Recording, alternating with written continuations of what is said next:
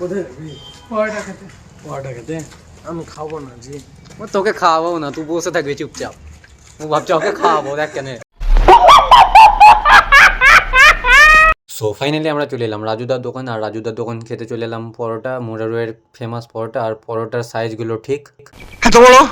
আমাদের খাওয়া কমপ্লিট। এবার আমরা যাব পার্সেল আনতে, মানে আমার একটা পার্সেল এসছে, তো একটু আগে ফোন এসেছিল, তো যাই হোক ওটা তোমাদেরকে দেখাতে পারিনি। পার্সেলের ভিতরে কি আছে ওটা তোমাদেরকে পরে ঠিক দেখে দেবো। তোমরা ওটার জন্য সাবস্ক্রাইব করে নাও, তোমরা চ্যানেলে গিয়ে দেখতে পাবে আমার শর্ট ভিডিওতে। তো আজকে যে দুটো পার্সেল চলে আসবে আমি ভাবতে পারিনি, কারণ দুটো ডেট আলাদা আলাদা দেখাচ্ছিল, তো দুটোই রিসিভ করে নিলাম আমি। সো একটা কাকুর সাথে দেখা হলো, দেখতে পাচ্ছ এই কাকুটা বিক্রি করছে চিপস, তো চিপসগুলো নিয়ে নিলাম। আর এই চিপসগুলো খুব সুন্দর লাগে খেতে। আমাদের আড্ডাখানে আসতে না আসতে ছোটু এখানে খাওয়া শুরু করে দিয়েছিল, আর আমারটা ধরেছিল দীপ, মানে কুরকুরে ধরার কথা বলছি, অন্য কিছু না। तू समझा? हाँ नहीं तू समझा नहीं।